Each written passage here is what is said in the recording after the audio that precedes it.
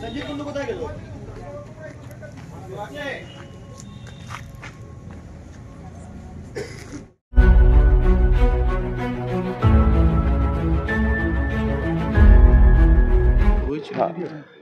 আমরা খবর পেলাম কি 3:15 নগদ একটা এখানে গুলির ঘটনা হয়েছে। बैरकपुर थाना पुलिस, टीटागढ़ थाना पुलिस, আমরা एसीपी ডিসিপির সঙ্গে সঙ্গে এখানে ভিজিট করে দিলাম।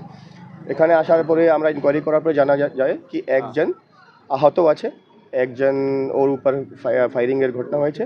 এখন যেটা পাওয়া যাচ্ছে কি ও খুব এরকম নয় কি মোটামুটি সেফই আছে, মোটামুটি সেফ বলতে পারি, কিন্তু এরকম তো কিছু আমরা কিছু বলতে পারি। এখন অ্যাডমিটেড আছে।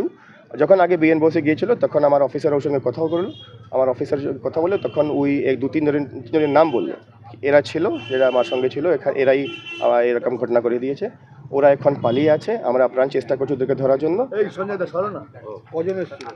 আপনারা যে কথাটা বলছেন সেটা আমারও দাবি, সে একই দাবি যে এদেরকে যারা ছিল, যে 3 জন ছিল, সে 3 জনকে ইমিডিয়েট এটাকে অ্যারেস্ট করতে হবে। এটা আমরা যারা বারাকপুর পৌরসভায় যারা আছি সব কাউন্সিলররা মিলে আমরা আগামীকাল ছুটি আছে, পরশুদিন আমরা সিপির কাছে, এর মধ্যে যদি ধরা না পড়ে সিপির কাছে গিয়ে একটা ডেপুটেশন দেব। আর যেটা ঘটেছে সেটা খুবই বাজে ঘটনা, এই ধরনের ঘটনাগুলি হওয়া উচিত না। আমার যতটুকু